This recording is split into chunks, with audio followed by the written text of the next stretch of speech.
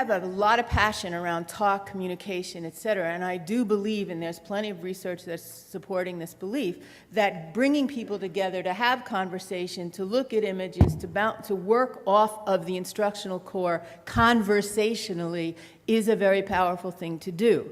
And I'm proposing a hypothesis. And the hypothesis is that the level and quality of discourse among adults in a school is mirrored in the classroom.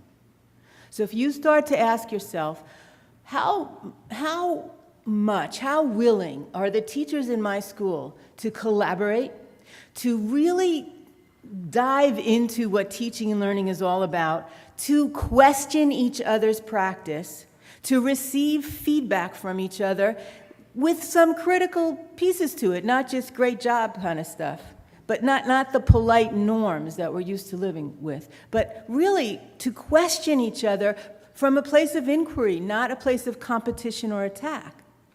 Because what you're asking, well, we're all asking teachers to do, is to teach kids how to do that. It's called collaboration. Most of us in the Western world do not collaborate very well. So how can we teach the kids to do it?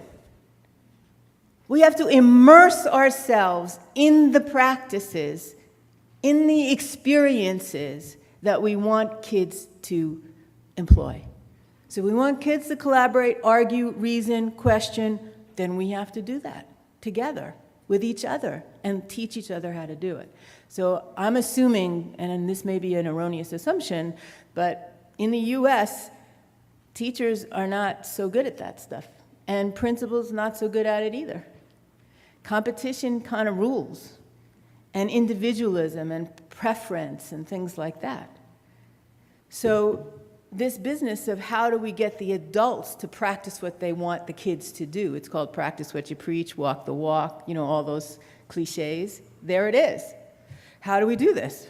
There are 5 kinds of talk that go on in schools.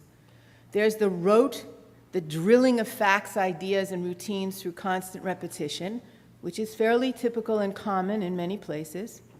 There's the recitation, which is, we think that learning's about accumulating knowledge, and so we ask a lot of questions, and then we ask kids to recall the information that we spoon-feed them over the course of a unit of study.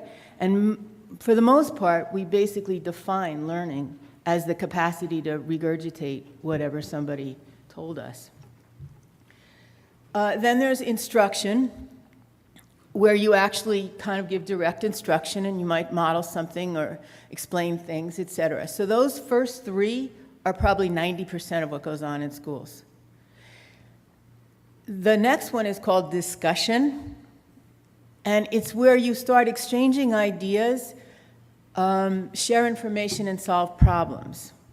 And the accountable talk work is really aiming, a lot of it is aiming at discussion. Can we get people to share information and talk and share knowledge, et cetera? And we think that's the end of the road.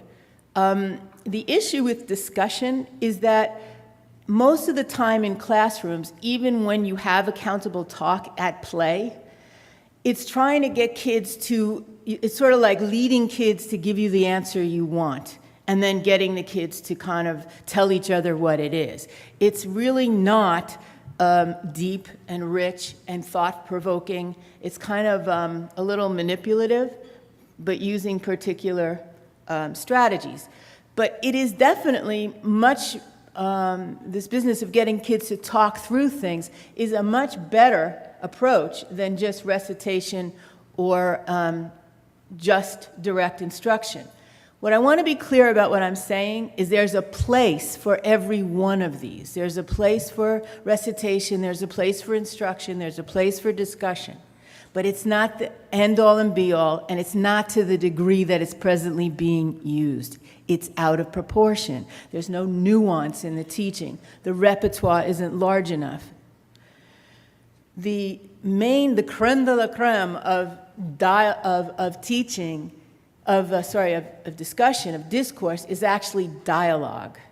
And dialogue is very different than getting the right answer and getting kids to talk about the right answer. Dialogue is about achieving a common understanding. It's about listening to each other's ideas and like playing with them, thinking about them before we reject them, giving the weight in conversation to students, not just the teacher.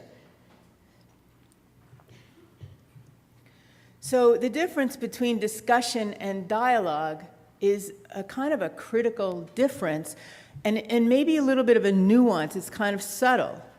And for now, in most places, I would definitely settle for discussion in most classrooms until we were able to get even more nuance. But if you have discussion going in your classrooms, there's more. There's dialogue. So we'll take a look and see as we go. The interesting thing here is that dialogue is really rare. This was looked at in 500 classrooms in 5 countries. Basically, recitation is the main interaction in schools between teachers and children, and dialogue and discussion are the rarest forms of interaction among teachers and children.